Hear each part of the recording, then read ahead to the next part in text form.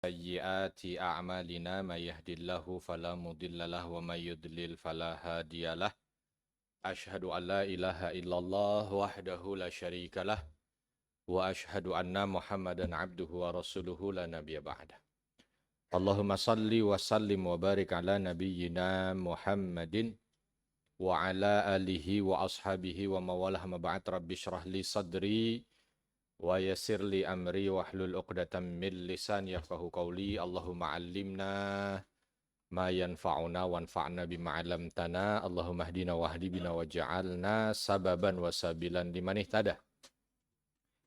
Segala puji hanya bagi Allah, salawat dan salam semoga senantiasa tercurah kepada junjungan kita baginda Nabi Muhammad sallallahu alaihi wasallam. Baik, Bapak dan Ibu yang dirahmati Allah, kita sampai pada pekan ketiga atau kedua ya. Nah, kedua ya, pekan kedua ya. Jadi Selasa pekan kedua insya Allah kita bertemu dan kita akan membahas tentang sirah nabawiyah. Ya. Ini melanjutkan dan mudah-mudahan nanti terus berlanjut sampai dengan wafatnya baginda Nabi Muhammad SAW. Dan kemarin terakhir kita membahas pada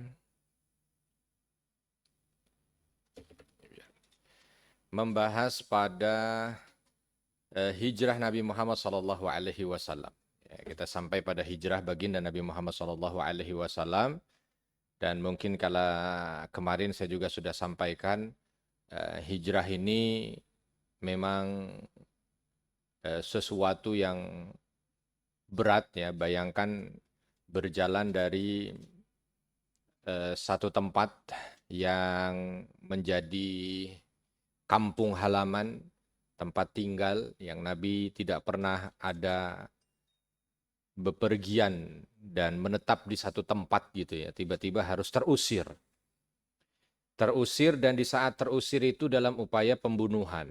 Saat diusir itu dalam upaya bagaimana orang-orang ingin menghabisi bukan hanya sekedar Nabi tapi semua ya, pengikutnya. Jadi ini prosesnya nih kita supaya tahu dulu ya. Karena kita akan berbicara sekarang ini pada momen baru dalam sejarah Islam yaitu Madinah. Tapi sebelum itu saya ingin melihat atau menyampaikan dulu kepada Bapak dan Ibu bahwa terakhir ini di saat Nabi SAW itu keluar dari Mekah bersama dengan para sahabat, itu suasana begitu mencekam. Ya, suasana begitu mengerikan. Ya, mungkin kalau dilihat sekarang ini seperti kalau mau dibikin seperti lah ya, walaupun mungkin pasti tidak seperti itu. Ya, suasananya pendekatan aja ini. Sahabat-sahabat kita yang di Gaza diserang, diusir, mau dibunuh gitu ya.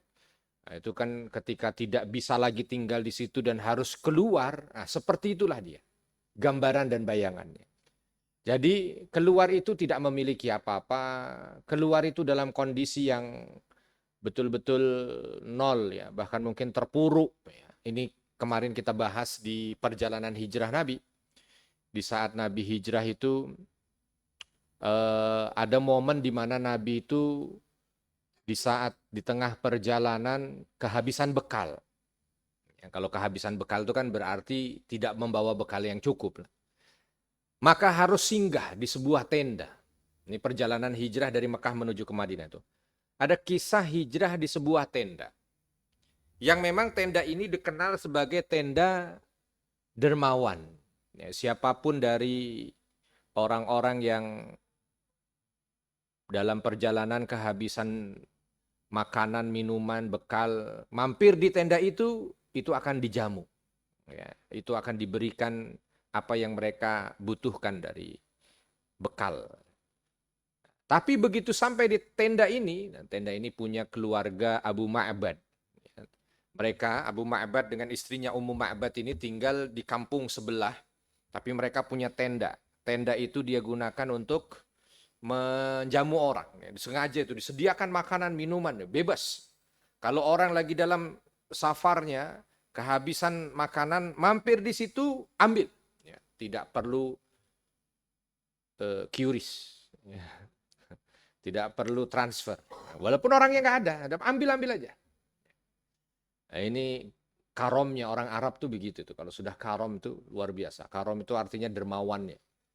Ya, di zaman dulu itu sebelum Islam hadir itu namanya orang kalau mau melaksanakan haji ke Mekah itu dia tinggal siap untuk biaya berangkat sama pulangnya aja. Perkara nginep dan makan selama di sana itu ditanggung sama orang-orang Quraisy. Pokoknya kalau sudah masuk imigrasi Mekah bahasa kita sekarang gitu ya. Udah itu semuanya ditanggung. Mau tempat tidurnya, mau makannya, mau minumnya, mau apanya, itu semua ditanggung. Ya sampai pulang lagi. Ya. Ini karom itu. Nabi sampai harus mendatangi tenda itu tadi. Nabi harus datang ke tenda itu, lalu Nabi pas di tenda itu pemiliknya ada. Walaupun sang istri saja yang ada, Ummu Ma'bad. Ya, Abu Ma'badnya lagi pergi. Begitu sampai di sana, Abu Bakar yang bertanya, adakah sesuatu yang bisa kami minum atau kami makan sebagai bekal nih, sebab kami ini musafir yang kehilangan atau yang kehabisan bekal. Pas kala itu memang tidak ada sisa dari susu kambing yang ada, tidak ada sisa, semuanya tidak ada. Maka Ummu Ma'bad kala itu mengatakan, merugilah kalian sebab tidak ada lagi yang bisa kalian santap. Ya, mungkin bukan rezekinya. Tapi Nabi kala itu meminta kepada Ummu Ma'bad, boleh nggak ada satu domba yang mungkin saya usahakan untuk saya perah. Ditunjukkan oleh Ummu Ma'bad. Kalau memang memungkinkan ini, tetapi dia lagi tidak ada. Ya, susu tidak ada.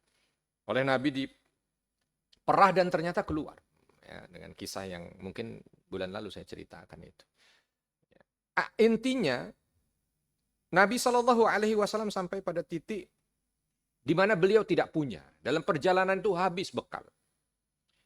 Ya, habis bekal. Belum lagi upaya pembunuhan. 2 kali upaya pembunuhan. Satu ketika datang ke satu tempat. Ya, ada pohon, Nabi bersandar, tiba-tiba pohon itu atau tempat itu adalah milik satu kabilah yang mereka juga sudah mencanangkan, sudah meniatkan untuk membunuh Nabi supaya dapat 100 ekor onta. Ya. Tapi ternyata dengan izin Allah tidak berhasil. Ya, sebab begitu melihat Nabi sedang tertidur, Abu Bakar pun tertidur kala itu. Pemilik kabilah ini tadi melihat, oh ini orang yang kalau kita bawa dia hidup atau mati 100 ekor onta kita ada. Tapi begitu ditempelkan pedang itu di leher Nabi, ya, Nabi bangun. Begitu bangun bukan nggak kaget Nabi. Siapa yang nggak kaget? Tidur lagi capek, dalam kondisi takut, was-was, dikejar-kejar. Tiba-tiba begitu bangun, pedang sudah nempel di sini. Otomatis kaget juga. Tapi yang keluar nanti adalah apa yang memang ada di hati Nabi. Jadi ketika Nabi ditanya, nah kamu Muhammad sekarang, siapa yang bisa menolong kamu? Gak ada lagi yang bisa menolong kamu sekarang. Nabi hanya mengucapkan kalimat Allah. Karena memang yang ada di hati beliau itu Allah selalu. Ya, keluar tuh spontan. Tapi ternyata yang spontan itu karena dia ikhlas memberikan kekuatan. Ya, memberikan kekuatan. Ya, sehingga orang yang menodongkan pedang itu justru jatuh dari tangan. Ya, belum lagi Surakoh, artinya perjalanan ini luar biasa. Perjalanan 8 hari ya. Perjalanan 8 hari, perjalanan dari Madinah tuh ya. Itu memakan waktu kurang lebih sekitar 8 hari. Beliau jalan dari tanggal 1 Rabiul Awal, berarti sampai di tanggal 8 Rabiul Awal nanti. Sampai pertama kali itu sampai di Kuba dulu. Ya, makanya nanti ada sejarah Nabi itu sebelum masuk di Madinah sampai di Kuba. Tapi Kuba ini perlu buat kita itu untuk sedikit berhenti sejenak mendalami Kuba. Kalau teman-teman ada yang sudah pernah umroh, itu pasti akan datang ke Masjid Kuba sebagai tempat ziarah. Karena Kuba ini letaknya kurang lebih dari Masjid Nabawi 5 km aja. Nggak jauh. Nah, ada momen Nabi itu ketika hijrah dari Mekah. Yang tadi saya coba sedikit berikan gambarannya. Ya. Dalam kondisi yang dikejar-kejar, upaya pembunuhan. Pastilah namanya manusia itu ada takutnya, ada was-wasnya. ya, ada beratnya karena memang Nabi juga manusia kan. Laqad ja'akum rasulun min anfusikum, begitu bahasa yang disampaikan oleh Allah Subhanahu wa taala dalam surat Taubah. Nabi ini manusia seperti kalian. Jadi jangan digambarkan ketika berangkat hijrah dari Mekah ke Madinah itu dengan segala ketenangannya, santai, semua akan. Enggak begitu. Dan tidak ada Jibril datang menemani terus-menerus. Muhammad jangan takut, aku di sebelah kanan, aku sebelah kiri, aku di belakang, aku di depan. Enggak begitu. Ya, jadi kondisinya itu berat. Nah di saat kondisi berat 8 hari, perjalanan itu 8 hari. Ya, begitu sampai perjalanan di 8 hari itu, Nabi Shallallahu Alaihi Wasallam pertama kali tiba di Kuba dulu. Karena Kuba ini memang daerah transit sebelum orang masuk Madinah. Ya, jadi biasanya nih ya mampir dulu di situ, baru habis itu. Tapi di luar dugaan, para sahabat yang memang sudah duluan hijrah ke Madinah, tahu pasti Nabi namanya jalur itu begitu kan. Sebelum sampai Madinah akan lewat Kuba dulu. Nah ini yang luar biasa, di Kuba itu ada satu kabilah, Amr ibn Auf. Ya, kabilah Amr ibn Auf ini kabilah semuanya masuk Islam. Ya, sebelum Nabi datang, semua masuk Islam. Maka sahabat nyaman gitu. Di Madinah sendiri belum semua masuk Islam. Bahkan di Madinah masih ada Yahudi, masih ada. Nah yang di sini nih, ya jadi ada mungkin Madinah itu kota kabupaten lah gitu ya. Nah ini ada kecamatan nih sebagai pintu masuk gitu. Ini sudah semua masuk Islam. Maka sahabat yang muhajirin, sebagian ansor juga yang tinggal di Madinah, tuh mereka semua berbondong-bondong untuk menunggu Nabi itu di Kuba. Ya, bahkan dari awal mereka mendengar Nabi itu berangkat sudah menuju ke Madinah itu mereka udah saling menunggu, lihat mana nggak ada, pulang lagi, mana pagi lagi ngeliat sampai sore nggak ada, sampai makanya ada yang tola'al badru alaina min thaniyatil wada'. Ada beberapa ulama sirah bahkan saya pun mengambil ini, pendapat ini. Itu ada di Kuba. Menyambutnya sebab semua pada nunggu gitu. Mana Nabi? Oh, datang. Nabi datang ke situ juga. Dan Nabi juga tidak tahu persis bagaimana kondisi Kuba, tidak tahu persis bagaimana. Tapi begitu datang baru, oh sahabat-sahabatnya sudah pada di sini. Nabi tadinya karena tujuannya bukan di Kuba, tujuannya Yathrib. Nabi itu ingin ya cuman sampai di situ seperti layaknya perjalanan-perjalanan kemarin pernah istirahat, ya hanya istirahat, habis itu jalan lagi. Menuju ke Madinah karena memang kan di Madinah itu yang akan menjadi tujuan. Sampai di sana hari Senin. Yang Masya Allahnya, Nabi di Kuba ini tertawan, nah gitu ya. Tertawan itu bukan negatif ya. Tertawan sebab tempat ini begitu menawan. Karena tertawan dengan menawan ini kadang-kadang yang tertawan tuh negatif, tawanan negatif, menawan positif. Wah itu loh, ini bingung ini. Ya, asal katanya yang mana? Ya, kalau tertahan mungkin negatif, tahanan negatif, menahan, ya sama juga masih ada unsur negatif. Tapi kalau ini tertawan, tawanan, menawan, nah ini. Ya, Nabi di situ itu yang tadinya cuma mau 1 hari, berapa? Jadi 5 hari. Jadi 5 hari. Istilah kata orang yang tadi di situ cuma mau sehari, tiba-tiba extend. Tambah 4 hari. Kan pasti ada sesuatu di situ. Ini tidak semua ketika menyampaikan tentang kisah Kuba dikisahkan kenapa Nabi kok sampai 4 hari. Di itinerary Nabi nggak sampai itu 5 hari. Harus extend tambahan 4 hari itu. Enggak. Ya pengen sehari habis itu lepas siang hari berangkat lagi menuju ke Madinah. Tapi ini tertahan. Nah kalau kita lihat sekarang nih. Ya sekarang nggak kelihatan. Karena Madinah dan Mekah itu, Madinah dan Kuba itu jadi satu. Bahkan Kuba itu masuk dalam provinsi Madinah kan, kota Madinah bahkan sekarang kota Madinah itu nggak ada beda. Dulu beda Pak.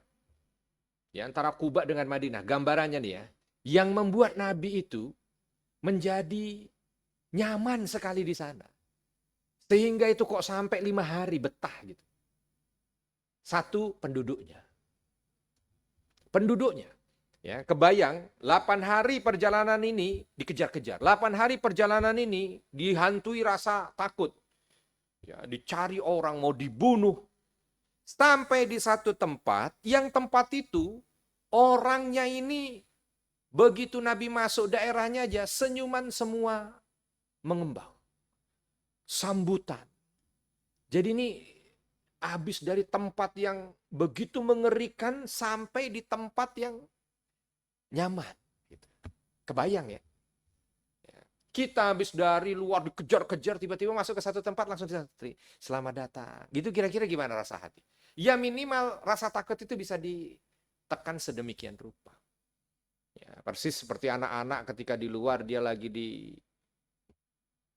dimusuhin atau dinakalin sama teman-temannya, bingung dia karena nggak ada tempat berlindung, tiba-tiba dia jumpa atau dia lari pulang masuk ke rumah, itu pasti langsung nyes gitu. Kenapa? Dia jumpai sesuatu yang berbeda. Di sana penuh dengan kebuasan, ya, penuh dengan kejahatan. Masuk di satu tempat penuh dengan kehalusan, kelembutan, dan akhlak yang luar biasa. Ya, ini kan pertama yang dijumpa pasti manusianya.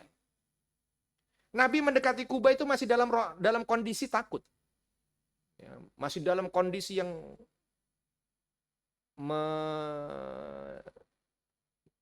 cemas, pokoknya begitulah kondisi mencekam. Ya, kondisi mencekam, masuk di Kuba, disambut dengan senyuman, disambut dengan akhlak, disambut dengan itu satu. Itu kesan pertama Nabi sudah langsung, wah, tempat ini. Yang di Mekah keluar dari rumah aja dilempari kotoran, keluar dari rumah 13 tahun begitu. Keluar dari rumah, Nabi bertemu dengan orang ingin menyampaikan Islam. Nabi langsung di sebelahnya ada, kalau nggak Abu Jahal, kalau nggak Abu Lahab, kalau nggak ada siapalah pokoknya kafir-kafir Quraisy itu bilang, dia orang gila. Ya, 13 tahun begitu. Dia orang gila. Ya, dia dukun, dia pemecah belah, dia tiap hari. Sampai di satu tempat, semuanya memuji ya Rasulullah. Semua, tidak ada orang di situ kecuali memuliakan beliau. Ini otomatis suasananya udah berbeda. Itu satu. Yang kedua, ini pujian datang dari langit ini. Ya, pujian datang dari langit. Dalam surah At-Taubah ya. Bahwa orang-orang yang ada di dalam Kuba itu dikenal dengan mutatahirin. Orangnya suka bersih. Ya. Suka bersih. Ya. Bagaimana suka bersihnya? Jadi ini kita bicara 1450 tahun yang lalu, Pak ya. Bukan bicara masa kini. Masa kini itu kebersihan tuh. Walaupun sekarang aja kalau kita masuk tempat itu nyaman, bersih, itu aja langsung secapek apapun. Ya, makanya ada tempat-tempat yang melepas penat itu. Itu biasanya begitu masuk di suasana itu dibikin wangi, suasana itu dibikin sejuk, suasana itu dibikin. Jadi orang duduk itu langsung relax gitu. Itulah gambaran kalau masuk Kuba masa itu. Bersih, tempatnya itu bersih. Bahkan sampai pada privasi mereka, ya, yang disampaikan oleh Nabi itu kan diantara yang mendatangkan pujian dari Allah itu sampai Allah memuji satu tempat. Silakan dibuka di Al-Quran, tidak ada Allah memuji tempat khusus ya, dengan spesifik yang tidak ada hubungannya dia itu sebagai tempat tanah suci atau apa. Ya beda kalau kita bicara Masjidil Haram, ya, Masjidil Aqsa misalkan, itu tanah penuh berkah, itu lain. Tapi ini enggak. Dan yang dipuji itu orang yang ada di dalamnya. Orangnya itu menjaga kebersihan. Dan itu privacy. Karena mereka ini kalau mereka ini buang air, itu mau kecil mau besar, itu selalu bersucinya itu dengan dua. Yang pertama istijmar, lalu yang kedua dengan air. Dengan batu, dengan air. Dengan batu, dengan air. Ya kalau orang baca teks ini sekarang mungkin jadi biasa. Tapi kalau ini kita bicaranya 1500 tahun yang lalu. Di mana orang Eropa sendiri aja. Itu yang kalangan bangsawannya aja bingung. Buang air itu gimana cara membersihkannya. Sebab mereka itu kalau lagi makan di singgasananya. Terus kerasa sakit perut. Buang airnya di sebelah, Pak. Habis itu dipakai lagi. Nggak tahu bagaimana cara bersihkan tuh nggak tahu.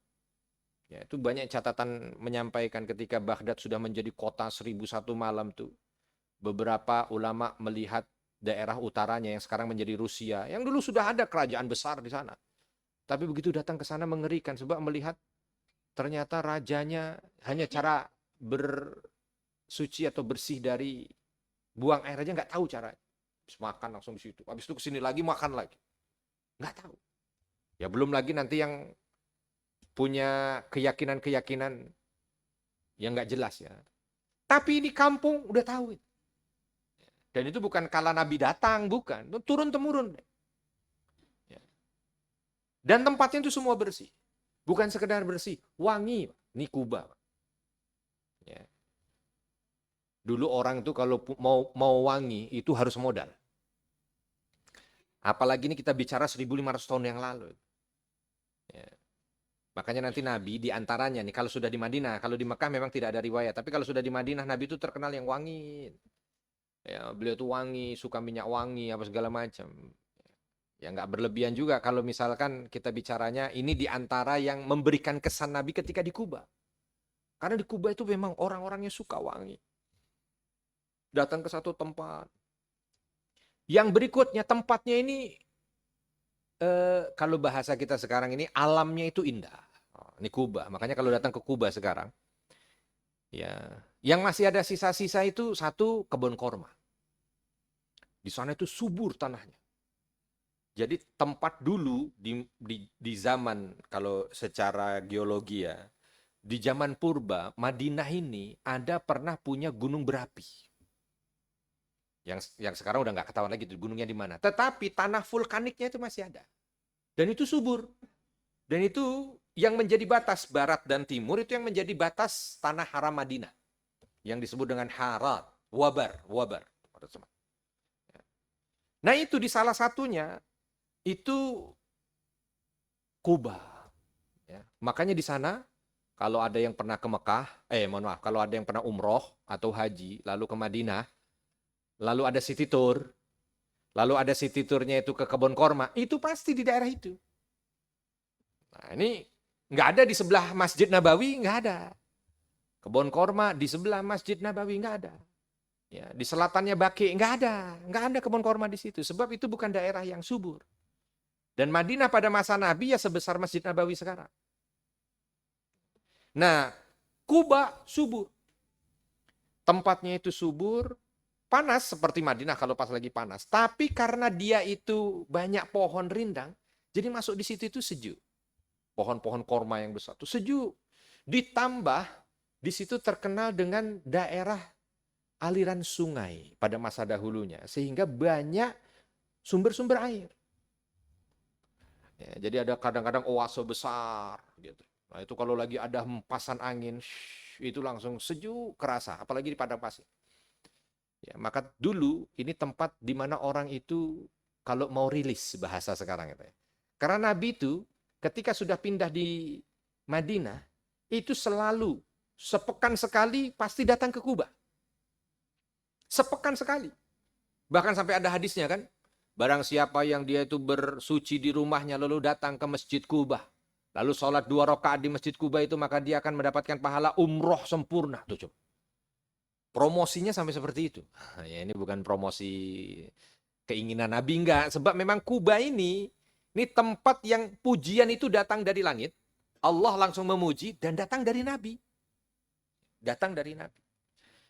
Ya, jadi kebayang ya, dalam kondisi yang mengerikan, mencekam, menakutkan, tiba-tiba masuk, seolah masuk ke tempat yang semuanya itu bertolak belakang. Akhlak orangnya baik, kondisinya bersih, orangnya itu Kuba beda dengan Mekah. Kalau Mekah itu modelnya itu kayak tribal. Tribal itu raja, kasta gitu. Ada raja, darah biru, gitu ya. Keturunan nasab, terus pokoknya begitu itu kelihatan. Nah di situ enggak, di Kuba ini enggak. Di Kuba ini egaliter bahasanya. Semua orang itu sama derajatnya. Ya, kalau orang sekarang bilang ini slow living. Kenapa? Karena mereka itu pekebun. Keluar jam 9, berangkat ke kebun, ngeliatin sudah nyaman. Oh, mereka balik lagi ke rumah, ketemu dengan sama saudara, sama tetangga, sama apa itu saling ngobrol. Ya, beda dengan kehidupan Mekah. Pedagang yang hari-hari itu ngelihatnya aja dengan pandangan Oh, tahu ya, bisnismen kan. Oh, ini target sudah mana? Ya, jangan sampai ini diambil dia. Jangan. Oh gitu. Apalagi ditambah lagi dengan kasta di sana. Darah biru beda dengan yang lainnya. Jadi Nabi masuk ke satu lingkungan yang 180 derajat beda. Ya, orang-orangnya baik. Terus tempatnya, suasananya. Itu dulu banyak sumur. Di seputaran Masjid Kuba, sekarang udah nggak kelihatan ya. Dulu di seputaran Masjid Kuba itu, Pak. Itu tempat yang paling indah, paling nyaman. Dulu. Ya sebelum sekarang sudah, kalau sekarang udah nggak kelihatan. Secara topografi tempat nggak kelihatan sebab sudah ada bangunan besar, terus kanan kirinya sudah tandus ya sebab dibangun parkiran bis ya. Tapi sekarang ada proyek tuh di sebelah Masjid Kuba kalau Bapak Ibu nanti datang ke sana lagi. Saya lupa di sebelah mana berarti ya itu ya, di sebelah barat ya, di sebelah baratnya Masjid Kuba itu dia oleh Saudi dibikin wisata desa kuno gitu. Seolah mereka ingin kembali menggambarkan kondisi Kuba di saat Nabi Shallallahu Alaihi Wasallam datang. Dulu sempat viral ada tempat di Madinah yang ada sungai-sungainya. Nah, itu kalau pernah tahu ya, pernah viral tuh. Nah, jadi taman dan itu menjadi tempat banyak orang Indonesia datang ke sana waktu itu. Itu di dekat Kuba karena memang Kuba itu sumber airnya banyak. Sekarang aja saya pernah bawa jamaah ke sana. Ya Allah Ustaz, saya nggak tahu kalau ternyata di Arab ada begini. Inilah dia. Akhirnya kita ngaji lah di situ. Ya ngaji apa? Ngaji daya tarik Kuba. Sebab Nabi sendiri tertawan karena menawannya Kuba itu sampai 5 hari. Nah ini di antaranya ya. Jadi orang-orangnya baik. Jadi Nabi itu betah di situ.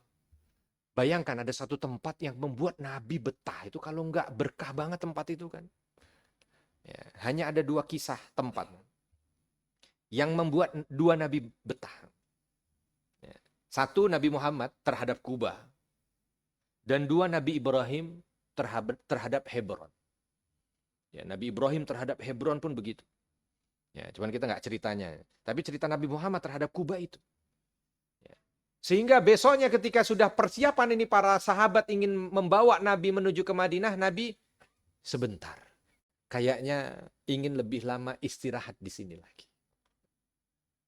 Oh bahagia sekali tuh orang-orang yang ada di sana kan. Wah, alhamdulillah. Barulah akhirnya ada seorang sahabat dari Mekah Muhajirin. Ya, Ammar ibn Yasir. Bilang kepada Rasul, ya Rasul, untuk melengkapi kebahagiaan kita ini udah 13 tahun berdakwah. Ya, dari mulai zamannya kita dakwah diam-diam di Darul Arqam. Kita belum punya tempat yang kita itu bisa bebas leluasa sholat 5 waktu berjamaah ya Rasul. Tempat ini tempat yang penuh dengan keberkahan. Orangnya semua sudah bertauhid Islam. Bagaimana kalau kita bangun di tempat ini masjid? Nah, ini usulan. Nabi nggak pakai pikir lama. Ya, Nabi langsung mengiyakan. Iya, kita bangun di tempat ini masjid. Kita bangun. Nanti kita akan lihat perbedaan Masjid Kuba dan Masjid Nabawi. Masjid Kuba, satu perbedaannya, ini adalah masjid pertama yang dibangun oleh Nabi. Berarti Masjid Nabawi, masjid keberapa? Kedua. Ini masjid pertama. Bukan setelah hijrah bahkan. Selama ada Islam. Karena 13 tahun Nabi di Mekah nggak ada bangun masjid. Nggak bisa. Sekedar ingin sholat berjamaah aja susah. Ya. Kalau kita mau melihat perintah sholat 5 waktu, itu sudah ada sejak tahun ke-10 misalkan. Tapi perintah sholat itu sudah ada sejak awal Islam ini hadir, walaupun belum 5 waktu. Dan itu semua itu tidak ada tempat khusus Nabi dan para sahabat untuk mengerjakannya. Ini ada momen bisa membuat itu. Akhirnya oleh Nabi. Yang kedua perbedaannya. Ketika Nabi, kan tentu ketika Nabi ingin, saya mau bangun masjid. Semua orang yang ada di Kuba nawarin tanahnya. Ya Rasul tanah saya aja, ya Rasul tanah saya aja, ya Rasul tanah saya aja. Karena semua udah muslim. Kata Nabi, sebentar. Biar saya yang pilih. Nabi yang pilih tanahnya. Muter Nabi di seputaran kabilah Amr bin Auf itu. Muter kanan, kiri, mana lagi. Tertariklah dengan satu tempat. Yang memang tempat itu yang sekarang jadi Masjid Kuba ya. Dulu itu tempat yang bisa dibilang paling indah lah. Di dekatnya ada oase, sumur itu ada 3 mengelilingi. Pohon kormanya begitu rimbun. Ya, terus dia ada di dekat lembah yang ujungnya ada gunung. Jadi kalau ada angin itu kena di situ. Ya, sepoi-sepoi semilir. Lalu Nabi bilang, saya pilih tempat ini kita bangun masjid. Ya, pilih tempat ini. Jadi pilihan Nabi. Beda dengan Masjidil Haram, Allah pilih. Ya, udah nggak usah dibilang lah kalau namanya Allah pilih mau. Masjidil Aqsa, Allah pilih. Termasuk Masjid Nabawi, Allah pilih. Tapi selain 3 masjid ini ada pilihan Rasulullah. Ya, karena Allah tidak memilih selain 3 masjid ini, nggak ada pilihan lagi. Allah hanya memilih untuk 3 masjid ini aja, tempat dibangun. Dan Nabi tidak memilih tempat lagi untuk membangun masjid. Karena Nabi ketika hidup itu ya hanya 2 masjid saja, Masjid Nabawi, Masjid Kuba. Ya, Masjid Qiblatain itu masjid yang dibangun oleh kabilah yang ada di sana. Ya. Nabi tertarik, ditanya, ini tanah siapa? Oh, ternyata pemiliknya anak yatim. Ya. Pemiliknya anak yatim. Lalu anak yatim ini ingin memberikan tanah itu sebagai wakaf. Tapi Nabi tidak mau. Enggak, jangan. Ya. Biarkan saya beli dengan uang saya. Oh, jadi ini tanah yang menjadi wakaf dari Nabi. Ya. Beda dengan Masjid Nabawi. Masjid Nabawi wakaf dari orang yang ada di Madinah. Ya. Masjid Kuba wakaf dari Nabi. Sebab Nabi bayar. Walau kala itu Nabi belum ada uangnya. Sebab beliau kan yang tadi saya ceritakan di perjalanan aja beliau nggak punya apa-apa. Tapi nanti dibayar setelah itu. Nabi seolah bahasa kita pinjam dulu untuk dibayar.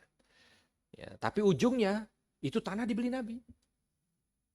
Lalu dibangun oleh Nabi SAW. Bahkan Nabi langsung terjun bangun di situ. Ya walaupun Masjid Nabawi juga Nabi ikut bangun. Tapi ini punya rasa lain ya. Sebab yang memilih, ya kan? Maka nggak heran kalau kalau saya bawa ke Madinah gitu ya. Terus ziarah Kuba. Tuh jamaah saya ceritakan Nabi bukan sering, rutin sepekan sekali datang ke sini. Rutin sepekan sekali datang ke sini. Kalau ada kendaraan, naik kendaraan. Kalau nggak ada, jalan kaki. Ada yang tanya, emang kenapa Ustaz kok rutin sampai? Kalau tahu ceritanya ini, ya tanah yang beli beliau. Yang mewakafkan beliau, yang bangun beliau. Ya, kita aja nih, kalau punya harta gitu kan. Di tanah gitu, kita beli tanah, kita bangun masjid. Yang tanah itu memang kita seneng dengan lokasinya. Masjid itu kita bangun dengan harta kita. Masa sih kita nggak mau ngeliatin? Pasti. Ya, ada keinginan bahkan mungkin mau tinggal di sebelahnya situ mungkin. Nah itulah dia secara hubungan psikologis Nabi dengan Kuba. Ya. Dibangun 3 hari. Ya. 3 hari selesai masjid. Jangan tanya ya, masjid di rumah saya 3 tahun nggak selesai. Nah, itu beda.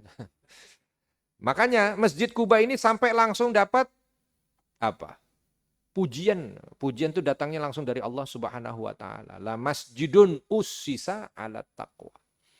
Ya, bagaimana Allah Subhanahu wa taala menyampaikan bahwa masjid inilah yang dibangun di atas apa tuh bahasanya ya? Di atas prinsip takwa.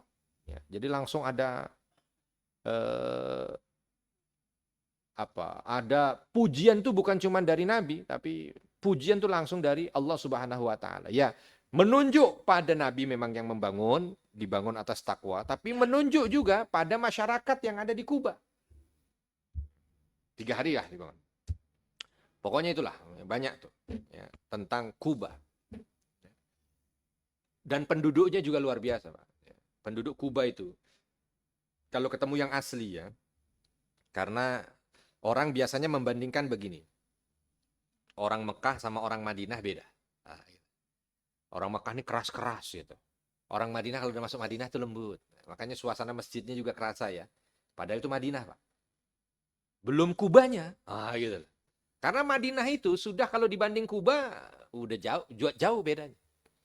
Ya, sebab Madinah itu udah heterogen. Di situ udah ada Yahudi, di situ udah ada Nasrani, di situ udah ada kabilah-kabilah dari berbagai macam. Kalau ini aslinya, gitu. Seolah ini aslinya daerah situ itu Kuba. Masih homogen, satu kabilah besar aja, ya, yang dia memang orangnya itu baik-baik. Selasa, Rabu, Kamis dibangun, jadi Jumat berangkat ke Madinah karena memang tujuannya bukan di Kuba. Berangkat ke Madinah. Jadi tertahan berapa hari itu? Senin, Selasa, Rabu, Kamis. Sampai Jumatnya, kalau umpama Jumatnya. Karena Jumat tuh Nabi nggak berangkat pagi-pagi. Padahal biasanya kalau lihat budaya Arab tuh, biasanya nih, dia kalau mau berangkat tuh, mau pergi tuh pilih habis matahari terbit. Tapi ini Nabi tidak. Nabi tuh berangkat, apa ya, matahari lagi panas-panasnya itu, yang saat puncak sholat duha tuh. Ya, jam-jam 10 gitulah, jalan. Ya. Jadi kebayang waktu Nabi harusnya pergi habis matahari terbit, tapi mungkin masih berat ya Allah, ini tempat begitu nyaman gitu kan. Terus orang-orang di sana juga, ya Rasul, boleh nggak tambah lagi nginepnya, jangan langsung berangkat. Tapi karena tujuannya ke Yasrib, berangkat. Ya. Begitu berangkat, diikuti oleh kurang lebih sekitar 100 orang. Kurang lebih sekitar 100 orang. Dia mengatakan 150 orang. 100 orang, 150 orang itu dari sahabat ini, ada yang dari muhajirin, kumpulan ini, ada yang dari muhajirin, ada yang asli Madinah, bukan menyambut, menjemput Nabi. Ya. Lalu ada yang dari Kuba, mengantar Nabi. Nah, berangkat dari Kuba. Kan 5 kilo tuh nggak jauh ya, 5-7 kilo tuh nggak jauh. Lagi jalan, kurang lebih sekitar 3 kilometer. Jadi udah tengah perjalanan. Atau baru 40% lah ya, 40%. Sampai di satu lembah namanya Wadi Ronunah. Ya, sampai di Wadi Ronunah, tiba-tiba wahyu turun di situ. Nabi berhenti. Wahyu turun, Nabi berhenti. Begitu Nabi berhenti, para sahabat bingung, ada apa nih?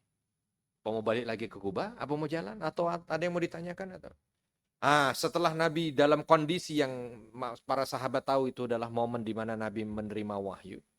Barulah para sahabat, oh ya, Nabi menerima wahyu, kita tunggu apa wahyunya. Nah, baru disampaikan. Ternyata di situ ada perintah sholat Jumat. Ya ayyuhalladzina amanu idza nudiya lis-sholati min yaumil jum'ah fas'au ila dzikrillahi wa dzarul. Yaitu perintah Jumat. Ya, walaupun ayat pertamanya tidak langsung sempurna begitu, ada beberapa yang menyampaikan begitu. Tetapi intinya perintah pertama kali sholat Jumat, karena Nabi berangkat Jumat. Sampai di tempat itu, di Wadi Ronunah namanya. Wadi itu lembah. Ya. Ronunah itu sungai kering, karena dulu pernah ada sungai lewat di situ tapi sudah kering. Ya, jadi lembah sungai kering.